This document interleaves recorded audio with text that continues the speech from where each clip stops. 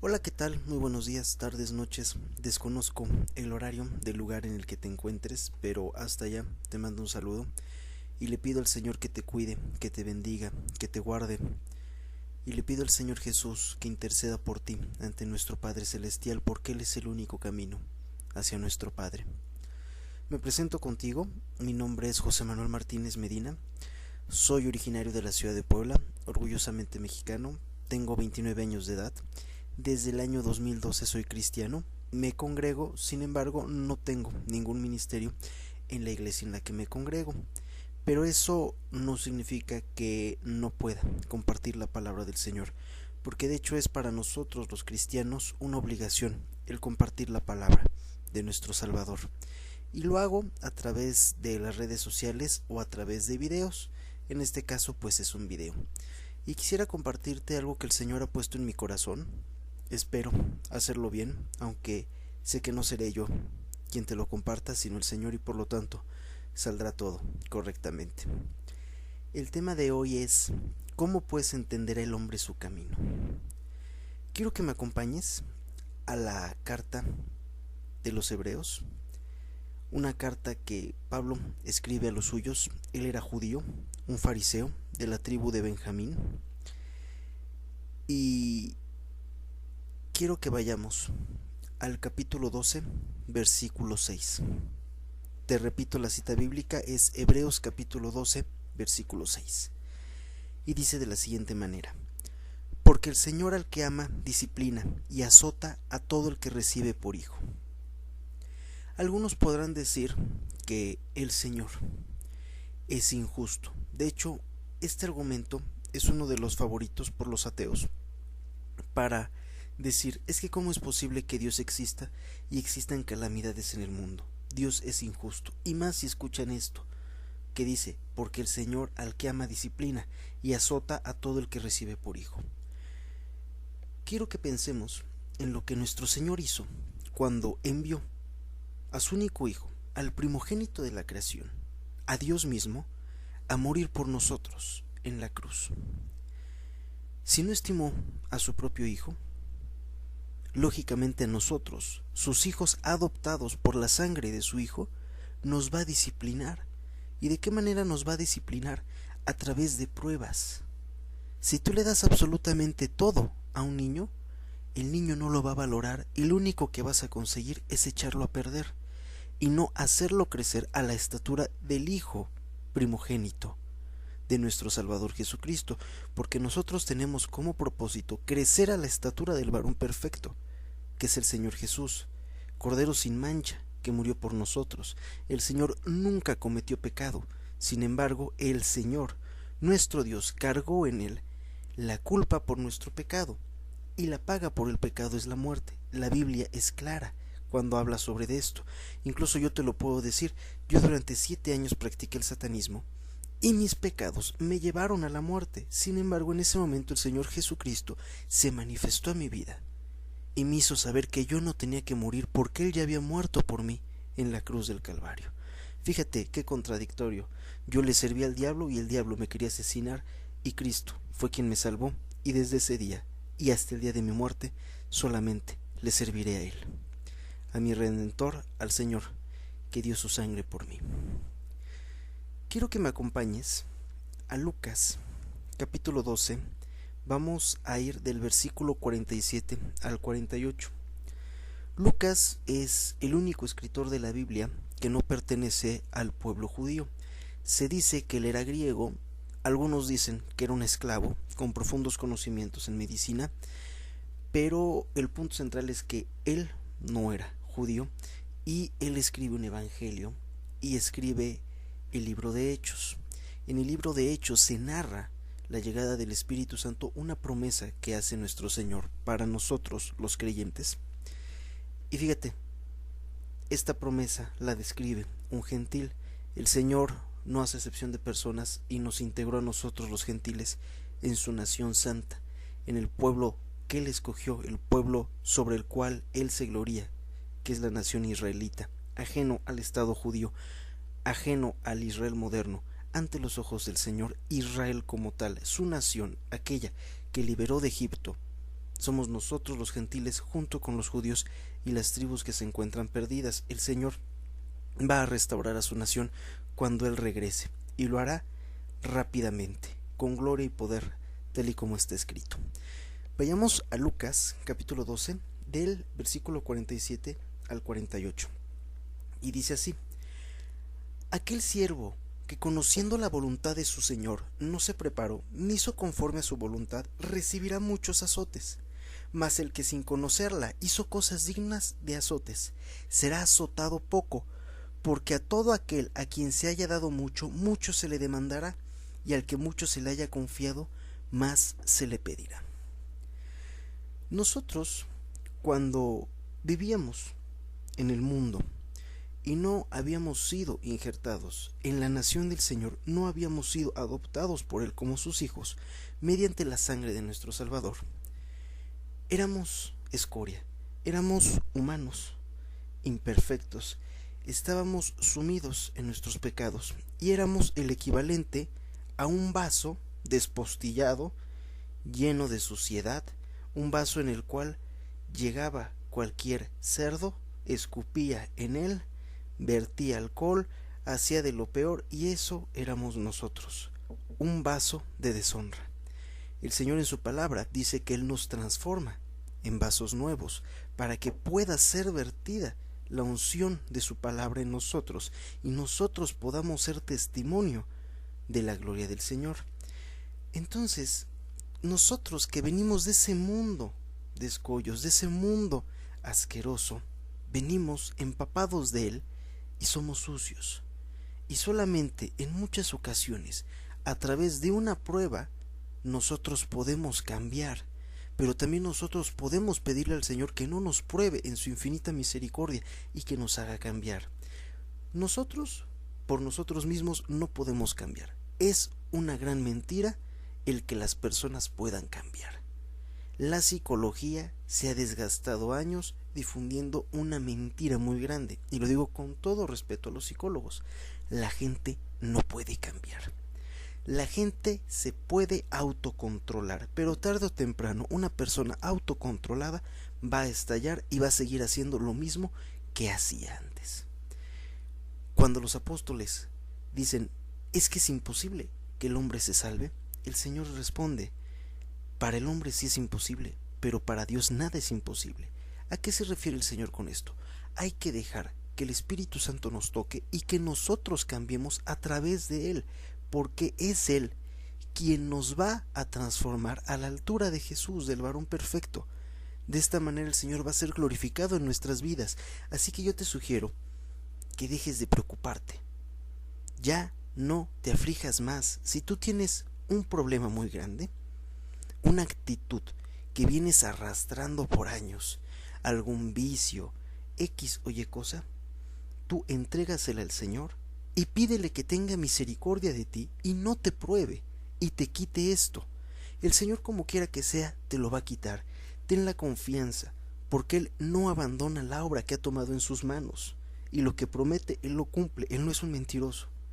Entonces, si nosotros tenemos la plena confianza de que vamos a ver lo que el Señor nos prometió y de que Él no abandona la obra que tomó en sus manos, entonces vamos a dejar de ser borrachos, dejar de ser drogadictos, vamos a ir dejando el cigarro, vamos a dejar muchas actitudes que solamente nos perjudican y perjudican a las personas que están a nuestro alrededor. ¿Cuántas veces muchas mujeres se angustian porque el marido está en una cantina tomando o está con los amigos y ellas en casa, preocupadas de que pueda chocar? A estas personas, a las mujeres, yo les digo: déjense de preocupar por su marido. Lo único que ustedes pueden hacer es orar al Señor para que Él lo transforme. Lo va a hacer. ¿Cuándo? Cuando el Señor lo decida, no en nuestro tiempo, porque no depende de nosotros, no depende de las circunstancias, depende de lo que el Señor quiera. Pero a estas mujeres que están viviendo momentos muy tremendos por algún vicio de sus hijos, de sus esposos, yo les pido que no se preocupen, porque el Señor los va a transformar. Solamente confiemos en Él, y de esta manera la salvación viene por Él y no por nosotros. Lo mismo sucede con nosotros. Cuando nosotros vivimos en vicios y nos preocupamos, más nos aferramos a ellos. Pero cuando decimos, ¿sabes qué? No me voy a preocupar, se lo entrego todo al Señor, que tiene cuidado de mí, automáticamente las cosas suceden. No te expliques cómo, pero el Señor lo hace. Y esto es a través de la fe. Y la fe es la certeza de lo que se espera, la convicción de lo que no se ve. En lo concerniente a las pruebas, son muchas, y estas llegan en muchas ocasiones porque el Señor quiere enseñarnos algo. Pero ¿quiénes somos nosotros para cuestionar al Señor cuando el Señor quiere probarnos para enseñarnos algo? Quiero que me acompañes al Antiguo Testamento. Vamos al libro de Ezequiel, uno de los profetas, al capítulo 24. Vamos a leer 10 versículos. Te lo voy a compartir en la Nueva Traducción Viviente, que es una Biblia con lenguaje muy sencillo, muy entendible, digerible para nosotros los hispanohablantes. Y vamos a leer 10 versículos. Te repito, la cita es Ezequiel 24, del versículo 15 al 25, y dice así: Luego recibí este mensaje del Señor: Hijo de hombre, de un solo golpe te quitaré tu tesoro más querido. Sin embargo, no debes expresar ningún dolor ante su muerte. No llores, que no haya lágrimas. Gime en silencio, pero sin que haya lamentos junto a su tumba. No te descubras la cabeza, ni te quites las sandalias. No cumplas con los ritos acostumbrados en el tiempo de duelo, ni aceptes la comida de los amigos que se acerquen a consolarte. Así que, por la mañana, anuncié este mensaje al pueblo, y por la tarde mi esposa murió. A la mañana siguiente hice todo lo que se me indicó. Entonces la gente me preguntó: ¿qué significa todo esto? ¿Qué tratas de decirnos? Así que les contesté: recibí un mensaje del Señor, quien me dijo que se lo transmitiera a los israelitas. Esto dice el Señor soberano: contaminaré mi templo, que es fuente de seguridad y orgullo para ustedes, el lugar en el que se deleita su corazón. Los hijos y las hijas que dejaron en Judea serán masacrados a espada. Entonces ustedes harán lo mismo que hizo Ezequiel. No harán duelo en público, ni se consolarán entre ustedes comiendo lo que les traigan sus amigos. Se dejarán la cabeza cubierta y no se quitarán las sandalias. No harán luto ni llorarán, pero se consumirán a causa de sus pecados. Harán luto en secreto por todo el mal que hicieron. Ezequiel les sirve de ejemplo. Ustedes harán lo mismo que él, y cuando llegue ese tiempo sabrán que yo soy el Señor soberano. Luego el Señor me dijo: Hijo de hombre, el día que les quite su fortaleza, su alegría y su gloria, el deseo de su corazón, su tesoro más querido, también les quitaré a sus hijos e hijas. Aquí podemos observar que el Señor le quitó a Ezequiel lo que más amaba, su esposa, la persona más allegada al profeta. El Señor se la quita. Y cuando el pueblo interroga a Ezequiel, fíjate cómo Ezequiel responde. Te voy a leer aquí lo que dice. Así que les contesté: recibí un mensaje del Señor, quien me dijo que se lo transmitiera a los israelitas. Esto dice el Señor soberano: contaminaré mi templo, que es fuente de seguridad y orgullo para ustedes, el lugar en el que se deleita su corazón. Los hijos y las hijas que dejaron en Judea serán masacrados a espada. No había nada más sagrado en el Antiguo Testamento, en la historia del pueblo israelita, que el templo, el lugar en el que moraba nuestro Señor, la presencia de nuestro Señor. Cuando muere Jesús, nuestro Señor, el velo es rasgado. ¿Por qué es rasgado? Porque solamente el sumo sacerdote podía entrar al lugar santo para poder realizar una ceremonia que solamente se ejecutaba una vez al año en el lugar en el que moraba el Señor. En el momento en el que muere Jesús, nuestro Redentor, es rasgada la cortina, porque la presencia del Señor inunda la tierra. Ya el Señor Jesús, fue nuestro intercesor ante el Padre. y automáticamente no necesitamos de más intercesores ni necesitamos una barrera entre Dios y el hombre, porque el Señor Jesús nos llevó directamente hasta papá. Por eso es que nuestros hermanos judíos ya no deben de cubrirse la cabeza con la kipa, los gorritos que ustedes me supongo que ya han visto. Ellos lo utilizan para que haya una barrera entre el Padre y ellos. Sin embargo, no debe de ser esto, y el apóstol Pablo hace alusión a esto. Por eso nosotros debemos de orar por nuestros hermanos judíos, para que conozcan la gracia de nuestro Señor. Incluso ellos no pueden pronunciar el nombre de nuestro Señor, el nombre con el que se manifestó a Moisés, porque es un nombre al que le deben mucho respeto, y sí, en efecto, es un nombre poderoso al que le debemos nosotros respeto, porque es el nombre de nuestro Señor, de nuestro Padre. Sin embargo, el nombre, sobre todo nombre, la misma Biblia lo dice, es Jesús. Entonces, nosotros podemos ya pronunciar el nombre de papá, Yahvé, porque el Señor Jesús ya nos llevó hasta Él, ya nos limpió de nuestros pecados y nos da la pauta directa para entrar hasta el trono de papá, hincarnos ante Él, darle un beso, abrazarlo y decirle: Padre, aquí estamos. Y el Señor nos va a escuchar, pero todo es gracias al Señor Jesús. Y fíjate cómo aquí dice: contaminaré mi templo. El Señor, cuánto nos ama, que estuvo dispuesto a contaminar su templo, el lugar de su presencia, para enseñarle algo al pueblo israelita. Cuánto nos ama, que estuvo dispuesto a descender de su trono para morir en la muerte más dolorosa de todos los tiempos y regalarnos vida inmerecida. Gloria a nuestro Señor.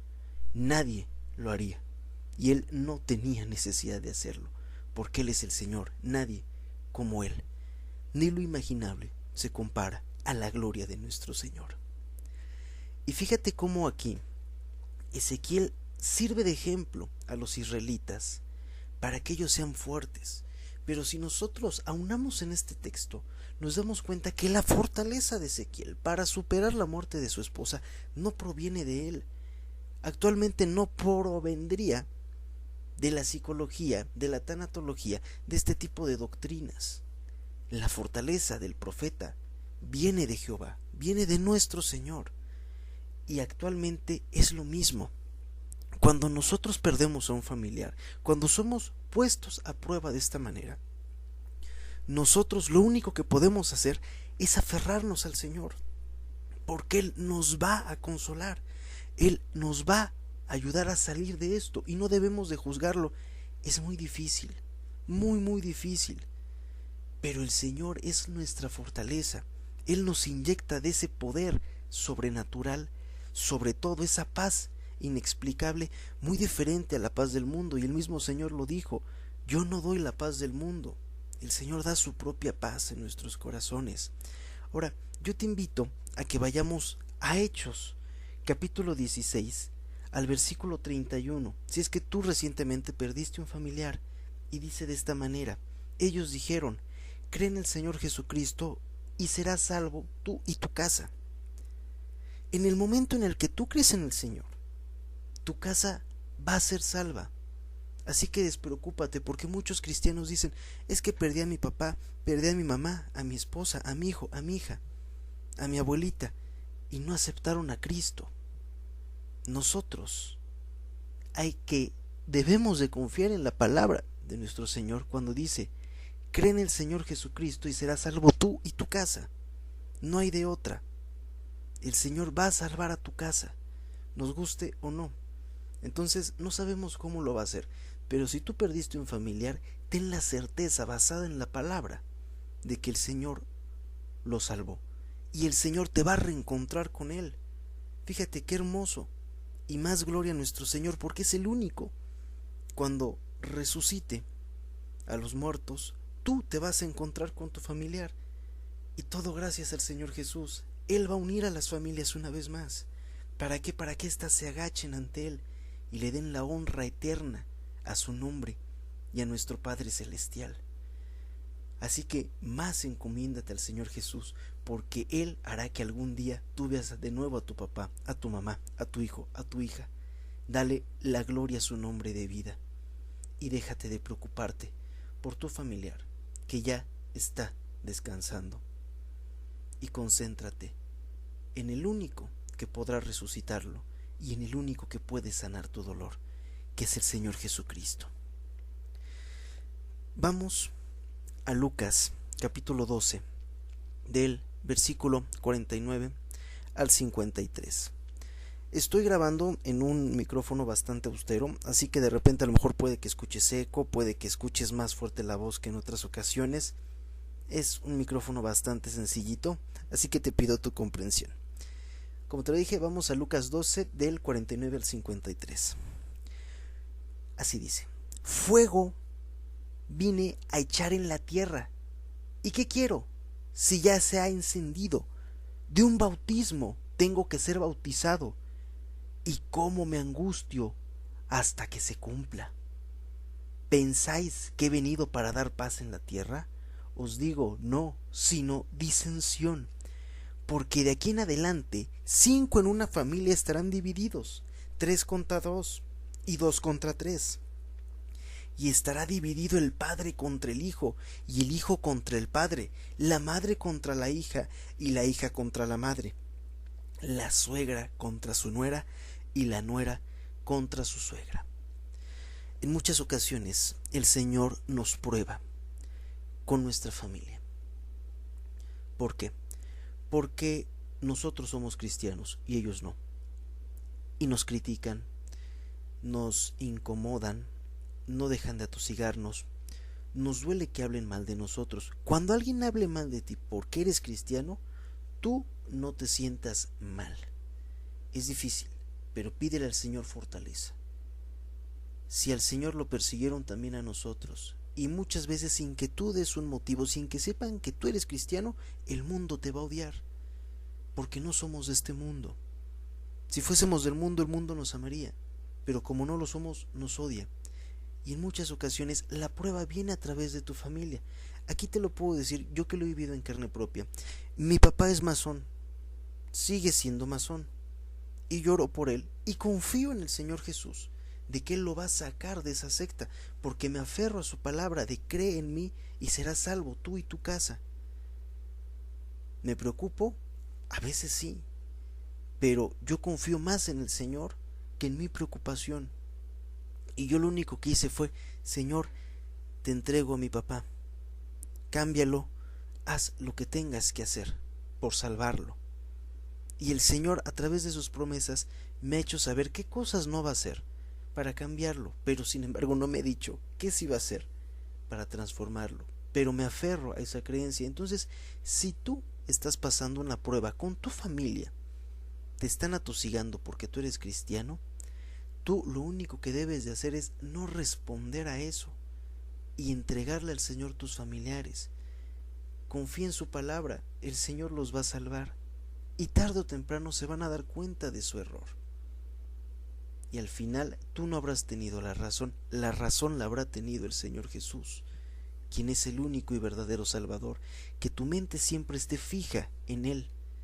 Entonces, te repito, si tú pasas por problemas con tu familia, por ser cristiano, es una prueba que el Señor está poniendo en tu vida para que tú se la entregues, te despreocupes y dejes que Él transforme a tu familia. Lo va a hacer como Él quiera hacerlo, no como nosotros queramos, pero lo va a hacer. Entonces, fija tu mente para cuando Él lo haga. Fija tu mente en esa felicidad que va a generar el Señor manifestándose en sus vidas. Vamos a uno de los libros que cuando yo lo leí por primera vez me gustó mucho. Sin embargo, ya cuando lo examinas y estás pasando por momentos muy duros, lo vives en carne propia. Un libro del que se dice fue el primer libro de la Biblia escrita, algunos lo atribuyen a Moisés. Se cree, como te lo dije, que fue el primer libro escrito, y mediante este libro el Señor nos comunica el sufrimiento de un hombre, Job, y al final el Señor restaura a Job. Durante este libro encontramos una parte, no te quiero mentir, me parece que son dos, pero te reitero, no te quiero mentir, sería cuestión de que analizáramos más el libro, pero te menciono concretamente una parte en la que se profetiza el nacimiento del Mesías, del Señor Jesús, y te la voy a leer en lo sucesivo, pero vamos aquí a un punto central que el Señor quiere compartirte esta noche concerniente al libro de Job. Job capítulo 2, del versículo 1 al 7. Aconteció que otro día vinieron los hijos de Dios para presentarse delante de Jehová, y Satanás vino también entre ellos, presentándose delante de Jehová. Y dijo Jehová a Satanás: ¿De dónde vienes? Respondió Satanás a Jehová, y dijo: de rodear la tierra y de andar por ella. Y Jehová dijo a Satanás: ¿No has considerado a mi siervo Job, que no hay otro como él en la tierra, varón perfecto y recto, temeroso de Dios y apartado del mal, y que todavía retiene su integridad, aun cuando tú me incitaste contra él para que lo arruinara sin causa? Respondiendo Satanás dijo a Jehová: piel por piel, todo lo que el hombre tiene dará por su vida. Pero extiende ahora tu mano y toca su hueso y su carne, y verás si no blasfema contra ti en tu misma presencia. Y Jehová dijo a Satanás: he aquí, él está en tu mano, mas guarda su vida. Entonces salió Satanás de la presencia de Jehová, e hirió a Job con una sarna maligna, desde la planta del pie hasta la coronilla de la cabeza. Nota cómo Dios es quien recomienda a Job para que Satanás lo tiente. Detalle: Dios no está fomentando la tentación, simplemente va a hacer que Satanás caiga en su propia trampa, porque el Señor sabía lo que iba a pasar y sabía que la gloria de Job iba a ser más grande porque él mismo la diseñó. Es por eso que le dice: ¿no has considerado a mi siervo Job, que no hay otro como él en la tierra, varón perfecto y recto, temeroso de Dios y apartado del mal, y que todavía retiene su integridad, aun cuando tú me incitaste contra él para que lo arruinara sin causa? Fíjate cómo el Señor, cuando nos permite ser probados por Satanás o por las circunstancias humanas, el Señor sabe que vamos a ser victoriosos de esa prueba. El Señor no juega los dados. El Señor sabe lo que va a pasar y Él no te va a poner una prueba que tú no puedas superar. La misma palabra lo dice: no serán tentados más allá de lo que ustedes no puedan superar. Entonces, si nosotros tenemos ese conocimiento tan presente en nuestras vidas, vamos a superar cualquier tipo de obstáculo por el cual estemos pasando en este momento o en momentos venideros. ¿Cómo? Aferrándonos al Señor, porque el Señor quiere que nos aferremos a Él cuando estemos pasando por pruebas. Él no quiere que sus hijos sean independientes. Él quiere que sus hijos estén siempre con Él, que si tienen un problema acudan a Él. Siempre, siempre, siempre Él. Es el mejor padre de todos. ¿A quién no le gustaría tener un papá así? Pues a todos. Entonces, si tenemos un padre así, entonces, ¿por qué no acudimos a Él cuando estamos pasando por problemas? Que solamente cuando estamos pasando por problemas no debemos de buscarlo, siempre debemos de buscarlo, estemos en problemas o no. Nuestro Padre nos diseñó para estar siempre a su lado. Y fíjate lo que dice Satanás: piel por piel, todo lo que el hombre tiene dará por su vida, pero extiende ahora tu mano y toca su hueso y su carne, y verás si no blasfema contra ti en tu misma presencia. ¿Y cómo le responde el Señor? He aquí, Él está en tu mano, mas guarda su vida. Y el texto continúa diciendo: entonces salió Satanás de la presencia de Jehová e hirió a Job con una sarna maligna, desde la planta del pie hasta la coronilla de la cabeza. Si tú estás pasando por una enfermedad, y tal y como se escucha, es mortal, tú en este momento lo que tienes que hacer es confiar en el Señor Jesús y entregarle esa enfermedad y decirle: Señor Jesús, yo te entrego esa enfermedad, porque en Isaías 53 dice que tú cargaste con nuestras enfermedades en la cruz del Calvario, tú moriste por nosotros. Yo te entrego esa enfermedad, la pongo sobre tus hombros, tú padeciste por ella en la cruz. Regálame la salvación inmerecida, porque fue tu voluntad, mi Señor. ¿Quién hace eso? Nadie, más que nuestro Señor. Hermano, hermana, desconozco qué enfermedad tienes, pero tú entrégasela al Señor. Y ten la fe. Él va a poner en ti la fe. Ni siquiera va a brotar de ti. Él la va a poner porque es un don que nos da para que tú seas salvo. Es lo que el Señor quiere, probarte, ver tu fidelidad. Y fíjate cómo le dice el Señor al demonio: he aquí, Él está en tu mano, mas guarda su vida. El diablo no nos puede quitar la vida. La tentación no nos va a quitar la vida. La prueba no nos va a quitar la vida, porque el Señor nos protege. Job tuvo una sarna maligna, sin embargo, no murió a causa de ella. Así que tú no tienes que morir por la enfermedad que te está azotando. Entrégasela al Señor Jesús. Y le pido al Señor Jesús que ponga en ti la fe necesaria. Y le pido que sea su voluntad el que tú seas sanado, para que no seas tú probado más allá de lo que no puedas resistir. Es el momento, hermano, en el que tenemos que creer. Creer que un hombre caminó sobre las aguas, creer que un hombre resucitó al tercer día, regresándonos nuestro espíritu reconectado al Padre, dándonos vida eterna. Ese es el Señor Jesucristo, el Señor de los imposibles.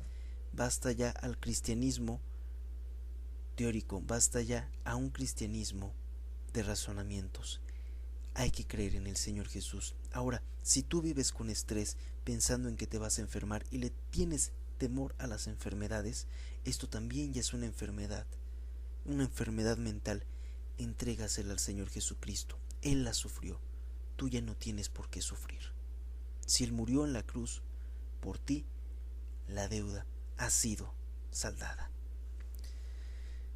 Y aquí viene algo muy hermoso que nos comparte Isaías. Les invito, mis hermanos, que lean constantemente Isaías, un libro profético para todos los tiempos, para nuestras vidas. Yo, cuando dejé el satanismo, confié en un capítulo de Isaías, y sobre ese capítulo he visto cosas maravillosas en mi vida, cosas que el razonamiento no puede entender, que la ciencia no puede entender. Ese es nuestro Dios. La ciencia ni siquiera está en pañales. Ante Él, el razonamiento es vano. Nuestra mente no está diseñada para entender al Señor, y Él siempre nos va a sorprender. Él va a hacer que de las rocas broten manantiales de vida eterna. Y fíjate lo que nos dice, y es para ti que estás pasando por una prueba. Cuando pases por las aguas, yo estaré contigo, y si por los ríos, no te anegarán. Cuando pases por el fuego, no te quemarás, ni la llama arderá en ti. Te repito, Isaías 43, versículo 2. Cuando pases por las aguas, yo estaré contigo, y si por los ríos, no te anegarán. Cuando pases por el fuego, no te quemarás, ni la llama arderá en ti.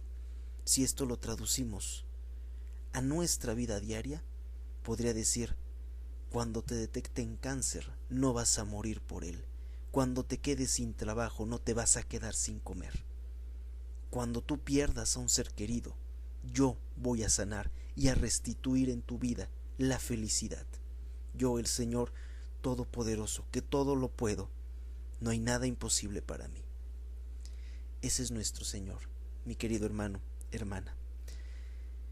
Y vamos de nuevo a Job 19, del versículo 25 al 27. Es aquí la parte en donde se profetiza la llegada de nuestro Señor Jesucristo. Yo sé que mi Redentor vive, y al fin se levantará sobre el polvo, y después de deshecha esta mi piel, en mi carne he de ver a Dios, al cual veré por mí mismo, y mis ojos lo verán, y no otro, aunque mi corazón desfallece dentro de mí. ¿Quién vive? El Señor Jesús, que está sentado a la diestra del Padre intercediendo por nosotros. Y fíjate, eso nos lo dice la Biblia. Vamos a Romanos 8:34. ¿Quién es el que condenará? Cristo es el que murió, más aún el que también resucitó, el que además está a la diestra de Dios, el que también intercede por nosotros. Cuando tú estés pasando por una prueba como Job, porque incluso en el libro de Job, los momentos de felicidad que destella Job en medio de la prueba es cuando aluden a la profecía del Mesías, quien pagó por nosotros. Entonces, nuestro Redentor vive y está al lado del Señor, intercediendo por nosotros. Tú pídele al Señor Jesús que interceda por ti ante papá, para que Él te quite esta prueba y te dé la victoria contundente sobre de ella. Y después de deshecha esta tu piel, en tu carne has de ver a Dios, y lo verás por ti mismo. Tus ojos lo verán y no los de otro, aunque tu corazón en este momento esté desfalleciendo dentro de ti. Y le pido al Señor con todo mi corazón que ponga en ti la medida de fe necesaria para que esto sea una realidad en tu vida. Y fíjate lo que nos responde el Señor en Isaías capítulo 43 versículo 12. Yo anuncié y salvé e hice oír, y no hubo entre vosotros Dios ajeno. Vosotros pues sois mis testigos, dice Jehová, que yo soy Dios. Dios se va a manifestar en tu vida, y no será a través del testimonio de una persona. Que tú salgas de la prueba, te pueda ayudar el testimonio. Será a través del Señor. Cuando tú le veas, y no se refiere al momento en el que nosotros resucitemos, lo vas a ver en esta tierra, vas a ver cómo Él te da la victoria sobre esa prueba. Así que confiemos en Él. Y fíjate, si nos vamos a Jeremías 29, al versículo 11, dice: porque yo sé los pensamientos que tengo acerca de vosotros, dice Jehová, pensamientos de paz y no de mal, para daros el fin que esperáis. Las pruebas tienen como fin algo positivo para tu vida, por muy dolorosas que vengan. Confía en el Señor y no le juzgues, porque Él tiene cuidado de nosotros. Y fíjate, culmino con esto, Juan 16:20. De cierto os digo, que vosotros lloraréis y lamentaréis, y el mundo se alegrará, pero aunque vosotros estéis tristes, vuestra tristeza se convertirá en gozo. Solamente Jesús puede transformar la tristeza en gozo. Pídele a Él que interceda ante papá por ti. Nunca te lo brinques.